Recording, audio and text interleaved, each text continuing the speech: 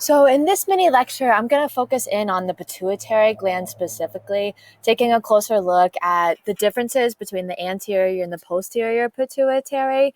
I'd like you to be able to distinguish both anatomically as well as physiologically how those two parts of the gland differ.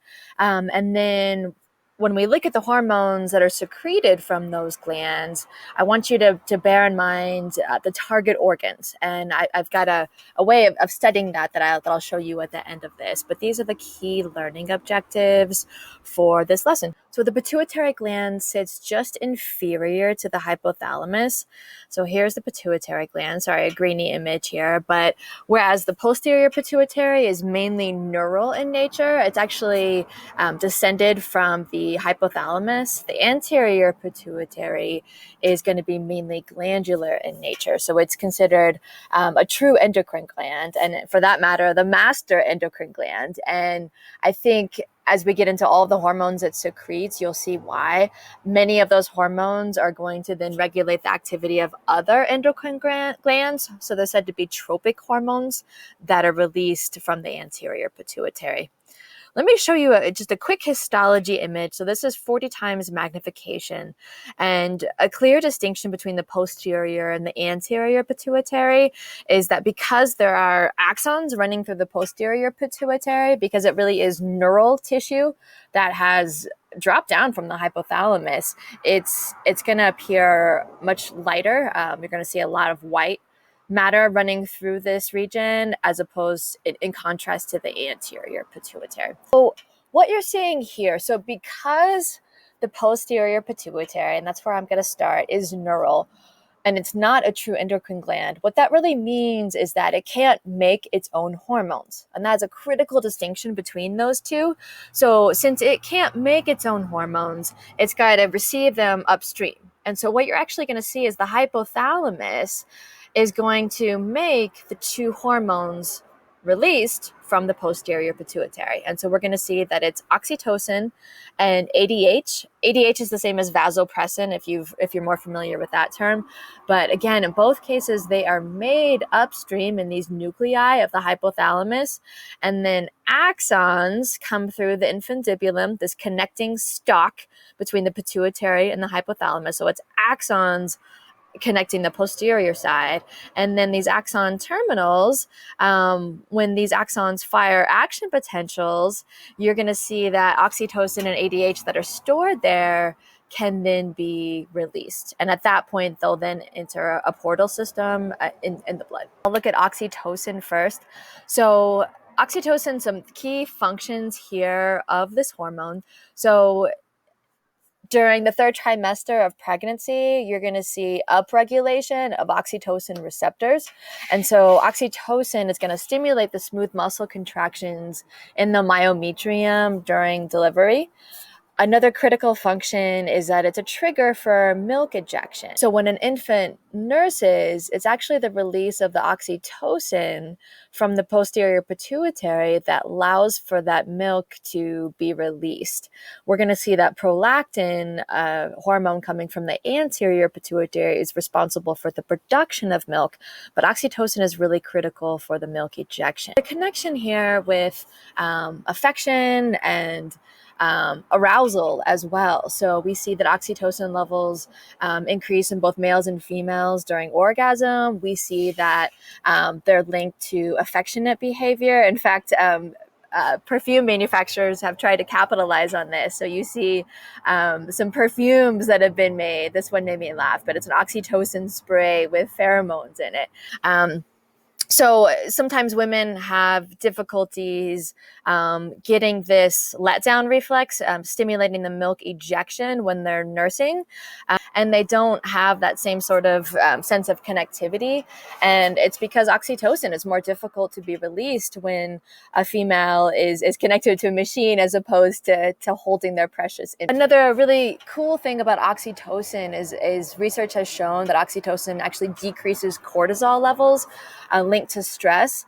And so there's a real benefit of having therapy dogs visit children or visit people in nursing homes, because that connectivity to the pets, just that touching, increases oxytocin and actually does decrease cortisol levels and can help boost the immune system as a consequence. The other major hormone coming from the posterior pituitary is ADH, and that stands for anti-diuretic hormone.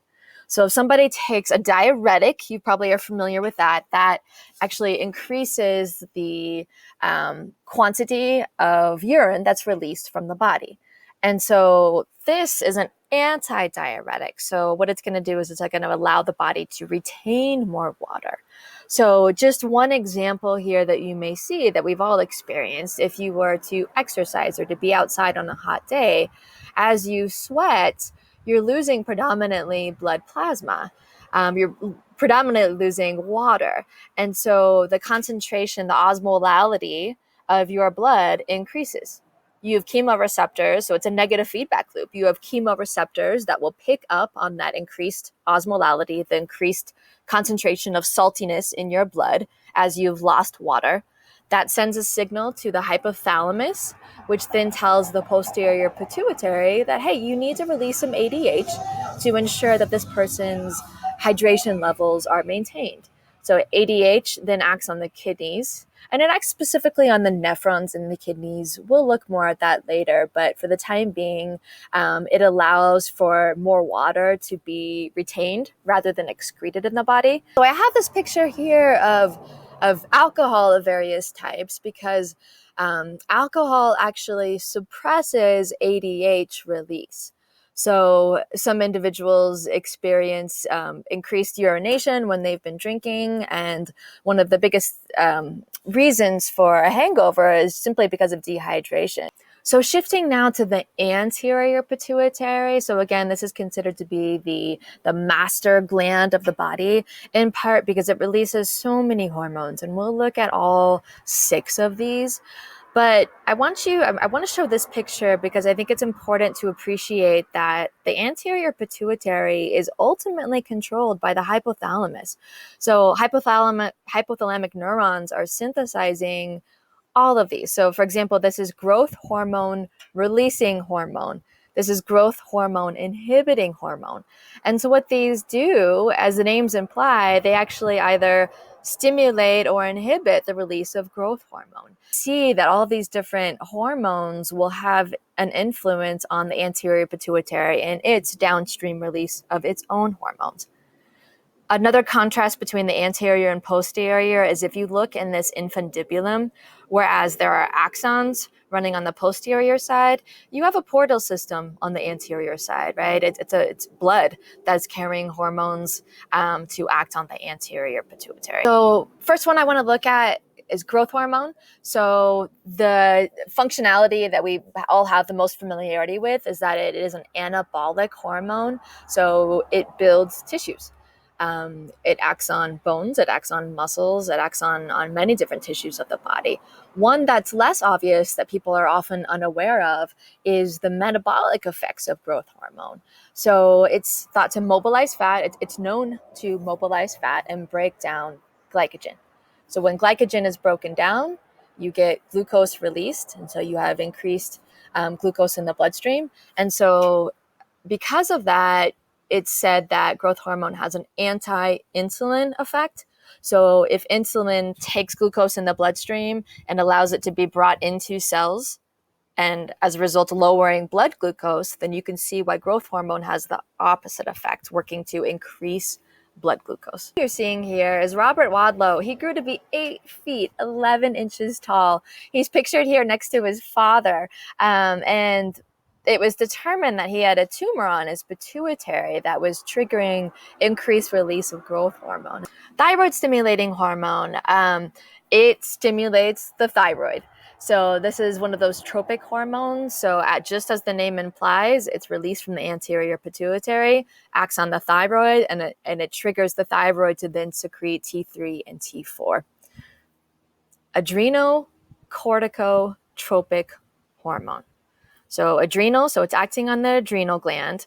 cortico, so it's saying that it's acting not only on the adrenal gland, but on the cortex of the adrenal gland, so on the outside region of the adrenal gland. And then tropic, so again, that's a hormone that's released, that causes another gland to release a hormone. And so I've the other video that looks specifically at the adrenal gland, and we see that hormones like aldosterone and cortisol are only going to be released if ACTH is first released upstream. Follicle stimulating hormone and luteinizing hormone. So we are going to see these come back when we look at the reproductive system. They play a really important role there. So gonadotropin releasing hormone is, you don't need to know that for now, but I'm just trying to illustrate again this pattern. So the hypothalamus releases these hormones that ultimately influence the gonads. So gonadotropin releasing hormone acts on the pituitary gland, anterior, and it triggers it to release LH, luteinizing hormone, and FSH, follicle stimulating hormone. I like this graphic simply because you see that LH and FSH act on both the testes in males and the ovaries in females. And we are definitely going to see negative feedback loops come into play as we get deeper into these systems. With the follicle stimulating hormone, it triggers sperm production in males. And in females, it allows for the follicles in the ovaries to mature. It also acts on estrogen. With the luteinizing hormone, plays a really critical role in ovulation and helps with testosterone production. Prolactin, I noted this before, promotes lactation. So it promotes the production of milk. And again, make sure to distinguish prolactin from oxytocin, the latter which is responsible for the release of the milk that is made. One of my favorite ways to study all of these hormones coming from the posterior and the anterior pituitary gland is just to take out a blank sheet of paper, to draw your pituitary gland, and then to see what you can recall. And note that one of my key learning objectives for you were to be able to know which hormones are released from each gland. So I spoke about 2 from the posterior, and I highlighted 6 coming from the anterior. And then what do those hormones do, and what are their primary target organs? So I'm going to get you started here and just walk through a few of these, but I think this is a great way to study. We'll start with the posterior pituitary, and again, hopefully you can recall that one of the key hormones was ADH, or vasopressin, and its primary target organ was the kidney, or the kidneys. Right? And remember, it's antidiuretic, so it triggered the kidneys to retain water. The next hormone that we looked at from the posterior was oxytocin. And so think, okay, what are all the effects of oxytocin? And what must therefore be the key target organs? So hopefully you recall that oxytocin is a key hormone involved in delivery, child delivery, and so it must then act on the uterus in women. In females, it also acts on mammary glands.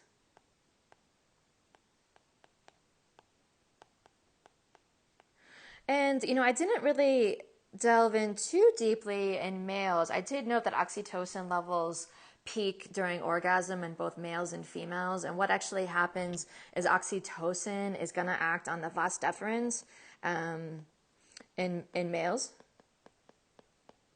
It also works on the prostate glands, but knowing either one of those would be a good start. And then coming a clear slate here over to the anterior pituitary.